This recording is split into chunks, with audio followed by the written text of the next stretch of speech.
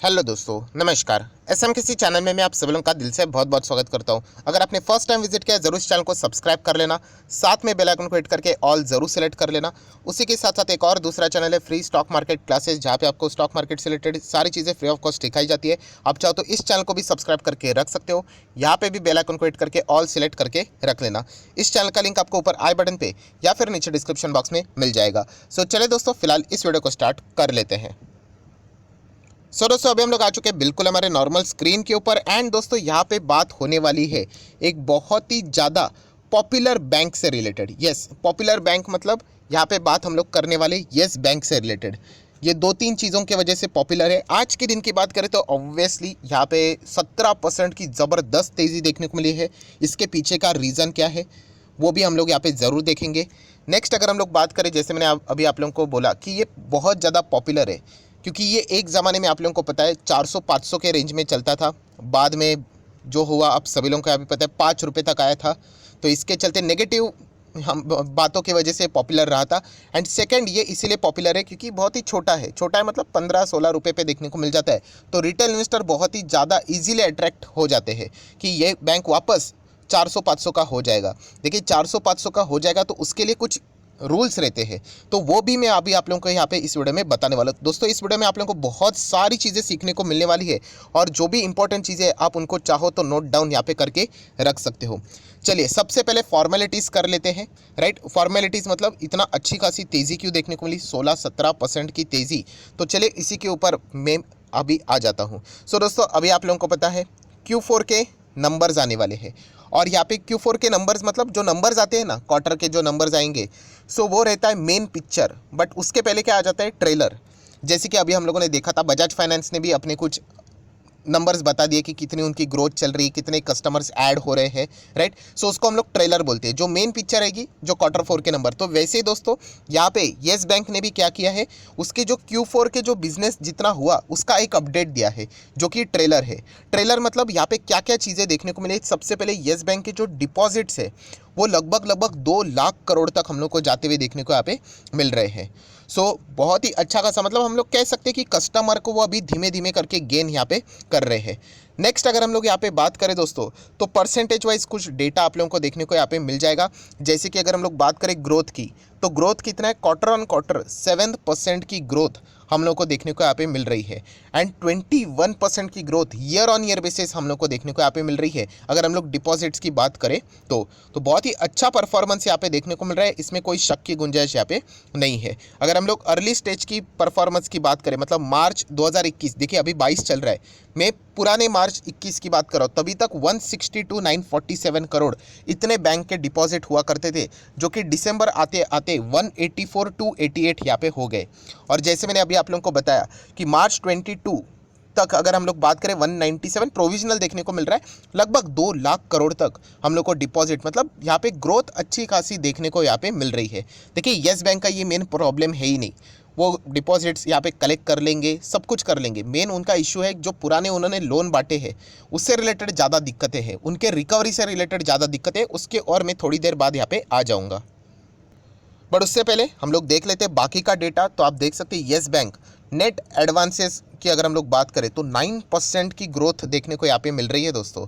अगर हम लोग पिछले साल की बात करें तो 166,893 करोड़ के नेट एडवांसेस दिया करते थे, जो कि इस वक्त 181,508, जैसे हम लोगों ने अभी पढ़ लिया कि 9% की ईयर ऑन ईयर बेसिस की जंप देखने को यहाँ पे मिल रही है। अगर आपको क्वार्टरली जंप चाहिए तो वो समवेयर अराउंड 3% के आसपास हम लोग को देखने को यहाँ पे मिल रही है। ठीक है, नेक्स्ट अगर हम लोग बात करें कासा रेशो मतलब C stands for current account, S stand for saving account. Current account, saving account, इससे रिलेटेड रेशो क्या है यहाँ पे। तो दोस्तों आप देख सकते हैं यहाँ पे आपको क्वार्टरली भी मिल जाएगा, ईयरली भी मिल जाएगा। एंड दोनों दोस्तों अगर हम लोग यहाँ पे बात करें तो कमाल का ही परफॉर्मेंस हम लोग को फिलहाल तो देखने को मिल रहा है। आप यहाँ पे इजीली रीड आउट यहाँ पे कर सकते हो। नेक्स्ट अगर हम लोग यहाँ पे बात करें, मतलब अभी तक जितना भी डेटा येस बैंक ने प्रेजेंट किया है वो वाकई में अच्छा किया है। एंड इसका अर्थ यह है दोस्तों कि अगर इसी डेटा को येस बैंक अगर कंटिन्यू करता है, राइट, तो यहाँ पे येस बैंक में हम लोग को रिकवरी और तेज़ होती हुई देखने को यहाँ पे मिल सकता है। ऑब्वियसली डेटा अच्छा था, बैंक ने परफॉर्मेंस अच्छा किया, इसीलिए तो मार्केट ने अप्रिशिएट किया। मेरी बोलने की ज़रूरत भी नहीं है, मेरे बोलने से कुछ नहीं होगा। मार्केट ने खुद 16-17% की तेज़ी दिखाई। सो ऐसा ही अगर परफॉर्मेंस येस बैंक अगर दिखाएगा तो यहाँ पे उसकी रिकवरी बहुत ही शानदार तरीके से यहाँ पे हो सकती है। बट जैसे मैंने आप लोगों को बताया कि क्या हकीकत में ऐसा होता है, नहीं। एक दो बार येस बैंक ज़रूर अच्छा करता है, बट 5-6 बार अगर हम लोग बात करें तो ख़राब परफॉर्मेंस करता है। जैसे कि मैंने आपको कहा कि कंसिस्टेंसी में यहाँ पे येस बैंक लैक करता है, कि अभी के जो नंबर जैसे आए हैं वो नंबर वो एक बार दिखाते हैं, अगर वो बार बार दिखाएंगे तो रिकवरी सॉलिड रहेगी। वहीं पे येस बैंक हम लोग को फंसते हुए देखने को यहाँ पे मिल जाता है। मतलब अभी के नंबर्स कैसे बहुत शानदार थे, 17% की तेज़ी। अगर ये लगातार आगे आने वाले क्वार्टर में भी अगर ऐसे ही ट्रेलर दिखाते चला गया तो अच्छा खासा परफॉर्मेंस रहेगा।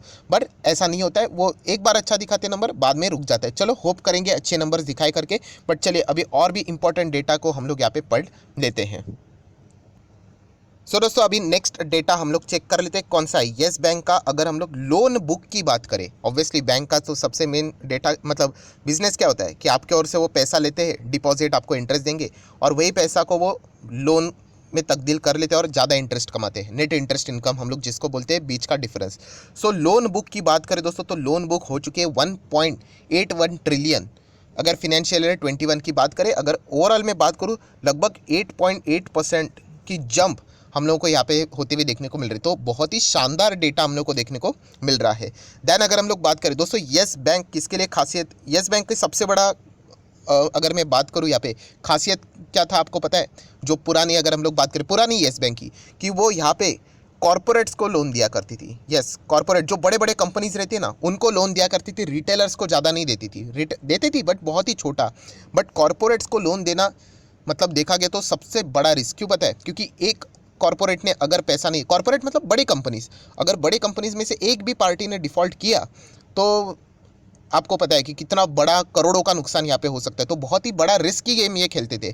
और आपको पता है कि बीच में क्या हुआ था, और इसी के चलते येस बैंक ने क्या किया, जो लोन उनके डूबे थे वो उन्होंने छुपाना शुरू किया, प्रोविजनिंग किया ही नहीं, एंड बाद में सब कुछ वो फ्रॉड सामने आ गया। तो इसलिए इनका बिजनेस मॉडल पहले से ही रिस्की था। इसलिए कहता हूँ दोस्तों, अगर आप एक छोटे इन्वेस्टर हो, सिर्फ शेयर प्राइस देख लिया, इन्वेस्ट कर लिया, ऐसा नहीं चलता है। मैं सिर्फ येस बैंक की बात नहीं कर रहा हूँ, आपको बिजनेस पता होना चाहिए कि बैंक क्या करता है। सिर्फ लोन देने का काम नहीं था, लोन तो हर कोई देता है। क्यों एचडीएफसी बैंक नंबर 1 है और क्यों येस बैंक बीच में डूब गया?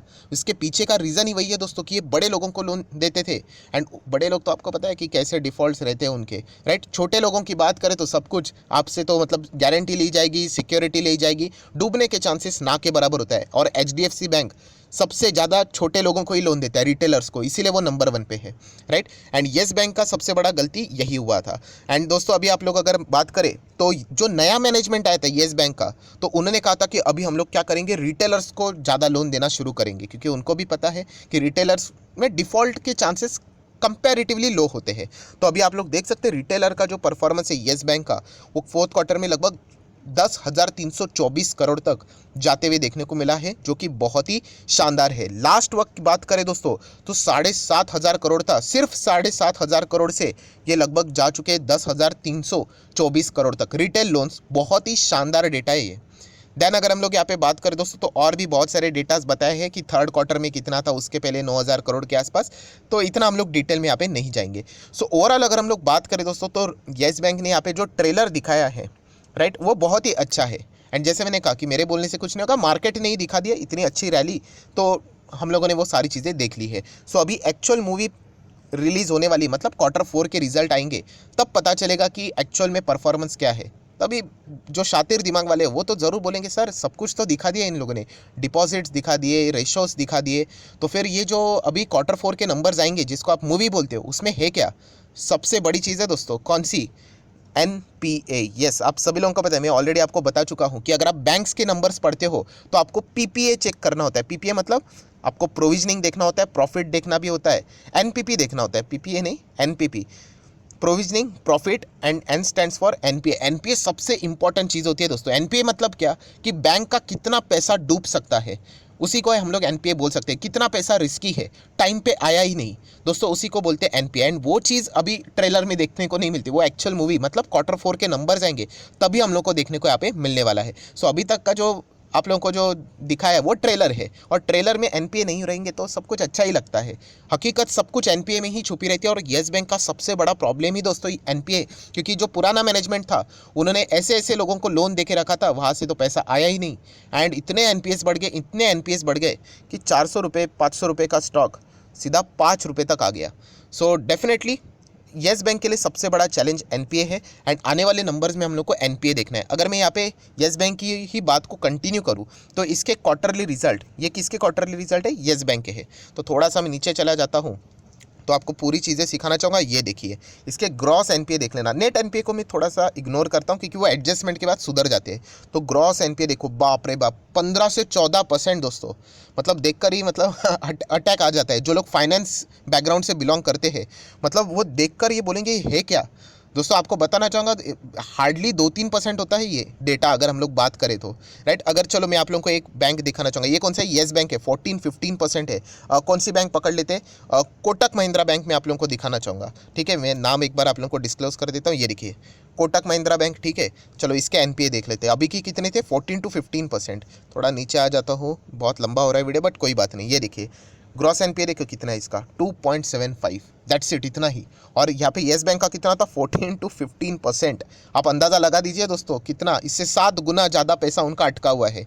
तो इसीलिए दोस्तों ये कोटक बैंक ये ज़बरदस्त रहते हैं। ये क्यों इतने टॉप लेवल पे आते हैं, टॉप 3 में आते हैं, यही रीज़न है। चलो आपको होमवर्क देना चाहूँगा, एचडीएफसी बैंक के एनपीएस मुझे बताओ कमेंट सेक्शन में, ज़रूर चेक कर लेना, राइट। उनके रिजल्ट ओपन करने के देखना पड़ेगा आप लोगों को, यहाँ पे आप बता दोगे। अगेन कह रहा हूँ, नेट एनपीए मत बताना, ग्रॉस एनपीए बता देना। चाहो तो चलो नेट एनपीए भी बता देना, ओवरऑल दोनों। तो आप लोगों को अंदाज़ा आ जाएगा कि क्यों वो नंबर 1 पे है, राइट। एंड यहाँ पे येस बैंक की अगर मैं बात करूँ तो देखिए 15.60 था, फिर कम होकर 14.97 हुआ, फिर 14.65 हुआ। मैनेजमेंट को मैं ज़रूर अप्रिशिएट करता हूँ, अच्छी बात है, बट जिस रफ्तार से वो कम यहाँ पे हो रहे हैं, थोड़ा सा रफ्तार ये और भी ज़्यादा होना चाहिए। जो लोग एक्सपेक्ट कर रहे हैं कि ये स्टॉक फटाफट 50, 60, 70, 80, 100 जाना चाहिए, ये तभी पॉसिबल है दोस्तों जब इनके एनपीएस 14, 13, 12, 10, 9 सिंगल डिजिट में ऐसे हो जाए, तब जाके आप लोग ऐसी बातें यहाँ पे कर सकते हो। सो ये सबसे इंपॉर्टेंट चीज़ है। तो ये हमें देखना पड़ेगा कि देखिए बैंक लोन तो दे रहा है, लोन में ग्रोथ हो रही है, डिपॉजिट में ग्रोथ हो रही है, बट दिया हुआ लोन क्या वापस आ रहा है, ये देखना इंपॉर्टेंट है। जहाँ पे येस बैंक हमेशा मार खाते हुए देखने को यहाँ पे मिल जाता है। और जो बातें मैं हमेशा आप लोगों को सिखाता हूँ, इसका रिलेवेंस क्या है, इसका इंपॉर्टेंस समझो दोस्तों, कि आज के दिन 16-17% ये ज़रूर भागा है, बट यहाँ पे रिस्क बहुत रहती है कि कल जाके अगर किसी एक ने और डिफ़ॉल्ट मार दिया तो समझ लेना कि वापस इनके एनपीएस बढ़ जाएंगे, और फिर क्या हो जाता है कि स्टॉक ऐसा मुश्किल से ऊपर आ गया, सडनली ऐसा ज़बरदस्त गिर जाता है, लोअर सर्किट लगना शुरू हो जाते हैं। तो ये सबसे बड़ी रिस्क है इसमें, एंड इसमें रिटेल इन्वेस्टर ही फंसते हैं। सो येस बैंक की अगर मैं बात करूँ, देखो मेरी कोई पर्सनल दुश्मनी नहीं है, मैंने आप लोगों को कहा है कि ये लर्निंग वाला स्टॉक है, रद्दी स्टॉक आप इसको बोल सकते हैं। रद्दी मतलब अगर आपके घर में जो रद्दी रहता है, न्यूज़पेपर का स्क्रैप रहता है, जिससे आने वाला पैसा आप ऐसे बैंक में यहाँ पे रख सकते हो। मेन कोर पोर्टफोलियो में इसको ऐड करने के लिए ये अभी तक रेडी नहीं है। 14-15% के एनपीएस एंड आप इसको कोर पोर्टफोलियो में ऐड करोगे तो बहुत ही ज़्यादा रिस्की है। पर सर अगर आगे जाके अगर इसने एक्चुअल में अच्छा बिजनेस किया और 2-3% तक अगर एनपीए लाया तो सो डेफिनेटली ये स्टॉक आप लोगों को 1000 तक भी देखने को मिल जाएगा, बट इतना इजी नहीं है। और ऐसा नहीं होगा कि 14-15% का एनपीए नेक्स्ट दिन 1% देखने को मिलेगा, बिल्कुल भी नहीं। वो ऐसा सीक्वेंस के साथ होता है, 15, 14, 13 आपको देखने को मिलेगा यहाँ पे, राइट। सो जैसे जैसे अगर एनपीए में सुधार हो जाता है, 10% के नीचे आ जाते हैं, तो फिर आप इसके बारे में विचार कर सकते हो। तब तक अगर हम लोग बात करें, ये लर्निंग वाला स्टॉक है, ये ऑलरेडी मैं आपको बोल चुका हूँ। क्योंकि प्रॉब्लम क्या होता है कि रिटेल इन्वेस्टर जैसे तेज़ी आ जाती है, सारे जो उनके जो पॉइंट ऑफ व्यू है वो सडनली चेंज हो जाते हैं। तो ऐसा नहीं करना है। जब तक कंपनी यहाँ पे कंसिस्टेंटली परफॉर्मेंस यहाँ पे नहीं दिखाती है, तब तक यहाँ पे बड़ा पैसा लगाना बेवकूफ़ी है। आप लर्निंग के लिए छोटा मोटा चलो लगा दो, 100, 200, 300, 500 लगा दो लर्निंग के लिए, बट अर्निंग के लिए बिल्कुल भी नहीं। अर्निंग के लिए हमारे पास अच्छे अच्छे बैंक्स अवेलेबल है, जहाँ पे 1-2% के एनपीएस है, वहाँ पे हम लोग जाएंगे। सो आशा करता हूँ आप लोगों को इस वीडियो से बहुत कुछ चीज़ें सीखने को मिलेगी। तो जरूर लाइक एंड शेयर कर देना। एंड डीमैट अकाउंट अभी तक ओपन नहीं किया है तो लिंक नीचे डिस्क्रिप्शन बॉक्स में 25 वीडियो की लिस्ट आपको बिल्कुल फ्री ऑफ कॉस्ट मिल जाएगी, बेसिक ऑफ स्टॉक मार्केट से रिलेटेड। आपका नाम और कौन सा अकाउंट ओपन किया लिंक के थ्रू आपने, ये जरूर मुझे कमेंट सेक्शन में बता देना, तो ये वीडियो की लिस्ट आप लोगों को प्रोवाइड कर दी जाएगी। So that's it, thank you very much दोस्तों, we will be meeting our next video. तब तक के लिए बाय बाय।